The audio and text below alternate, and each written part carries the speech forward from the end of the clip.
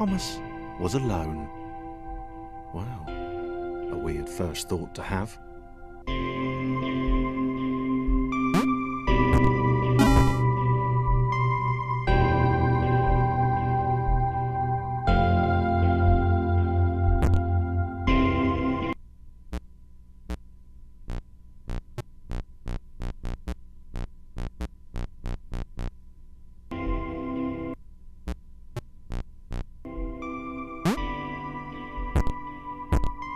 Thomas decided to start listing his observations for posterity.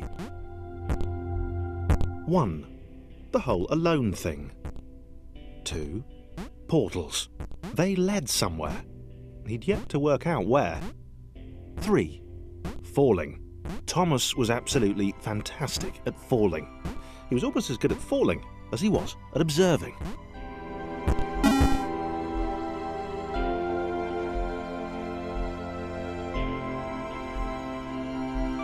Okay, interesting. Thomas couldn't fall past this block. Think, damn it, think. What if there was some kind of inverted fall? Some way to... what's the word? Jump.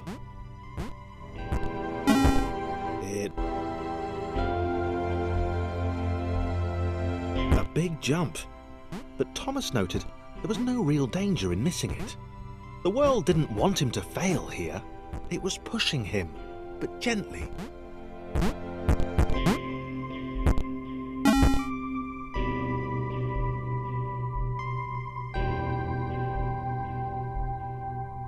This all seemed a little dangerous. The world was not to be trusted. It was unstable, and it seemed to Thomas that it could let him down at any moment. He was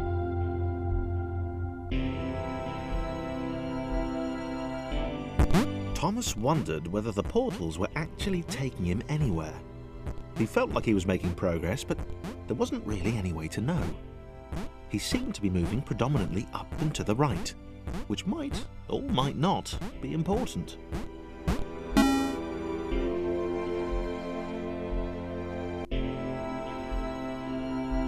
It might have been paranoia again, but Thomas could have sworn the world was becoming more complicated.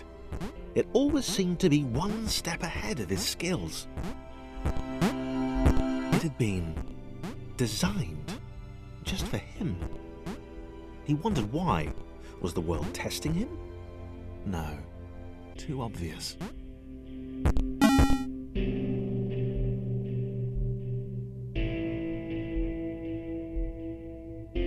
Something about the boiling, toxic, glowing water intimidated Thomas. He didn't like it. He certainly didn't want to swim in it.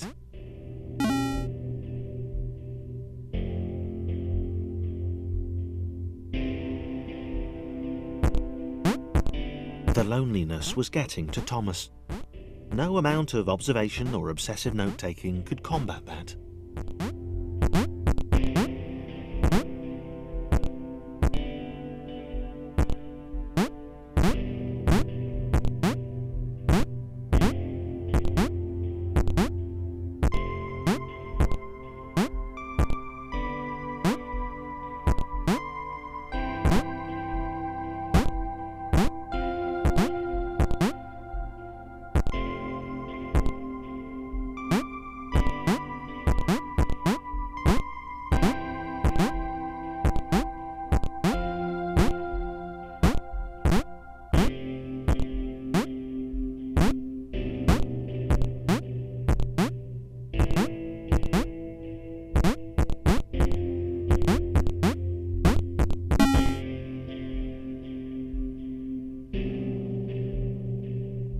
Thomas had a new theory.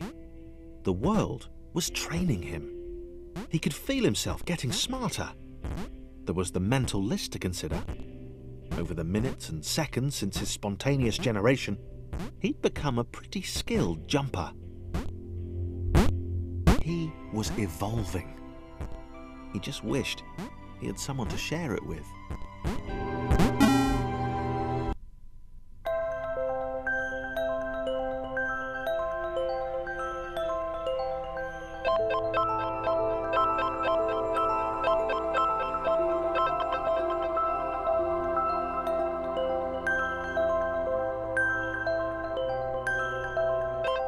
Chris took an immediate and deep dislike to the skinny red rectangle. Who the hell did this Thomas think he was?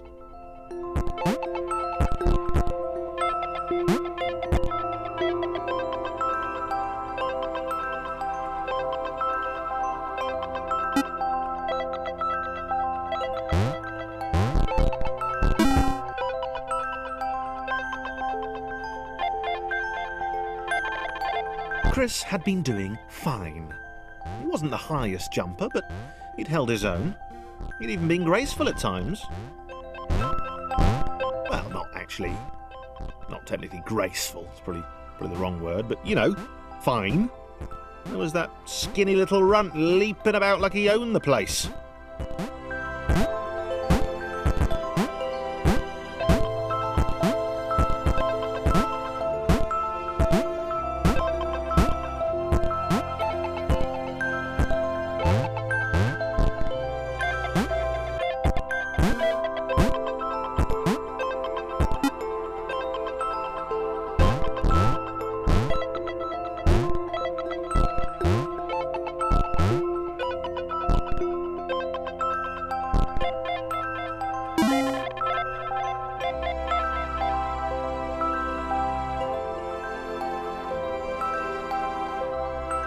Okay, this was more like it.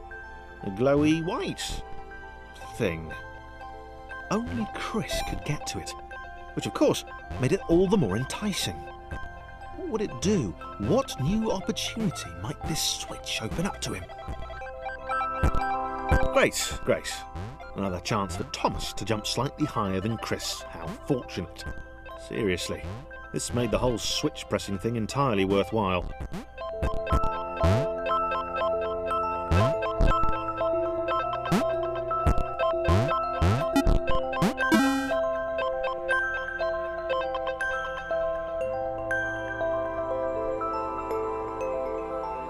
Was this good? Because on the surface, it did not seem good. Chris was pretty scared. Little Red seemed fine, happy to be on his merry little adventure.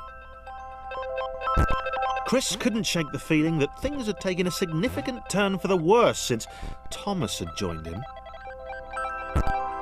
Sure, he'd been able to piggyback his way to ever so slightly higher platforms, but where had that got him? Well, to ever so slightly higher platforms, which was sort of his point.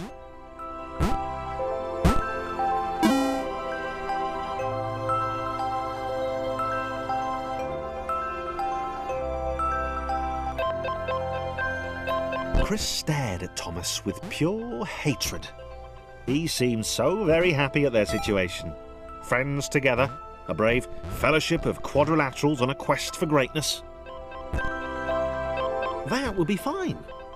But it was all the obvious observation that Thomas was doing which grated. Every time they saw something vaguely new, Chris would hear a satisfied little from the vaulting idiot. He hoped the next portal would split them up, if only for a few levels.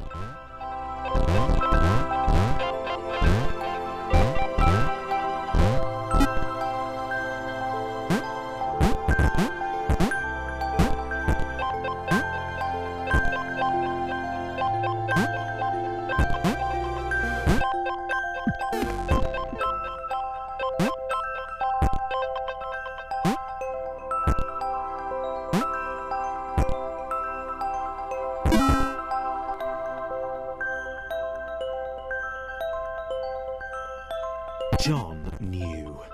He knew that this was his chance, a moment to shine. This was game day.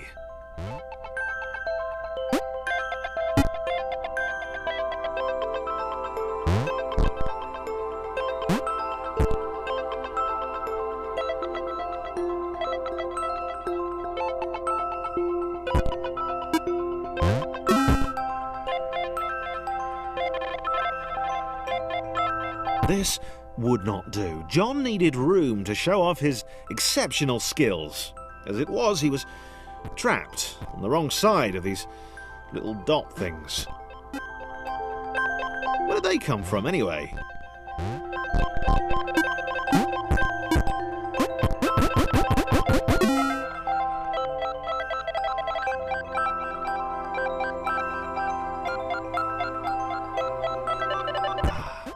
John inhaled the air of the open space, and it smelled of awesome. Time to flex those muscles, to put his training to use, time to show those little dots how it was done. John decided to press the switch, to let the little dots catch up with him. John cared for his new allies. You could tell from the sympathetic expression he'd practiced in the mirror all these years.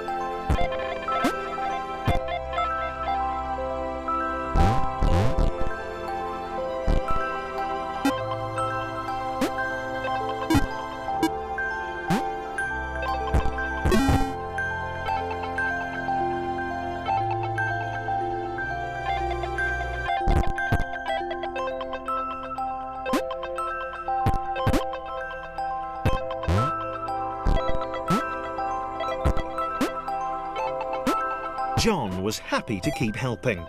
He felt it was important to his image that he was seen to help the little guys.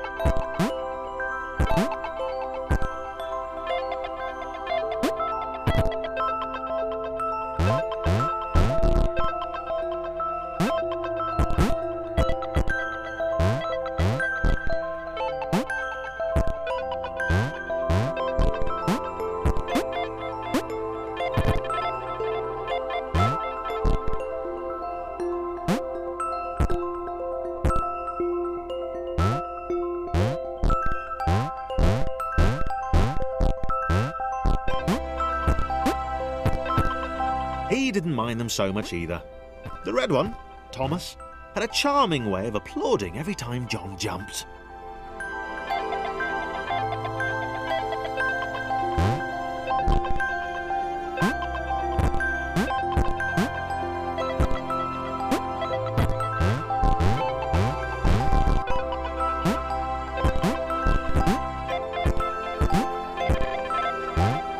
The angry orange one was less immediately likeable, but his unremitting cynicism and tutting amused John.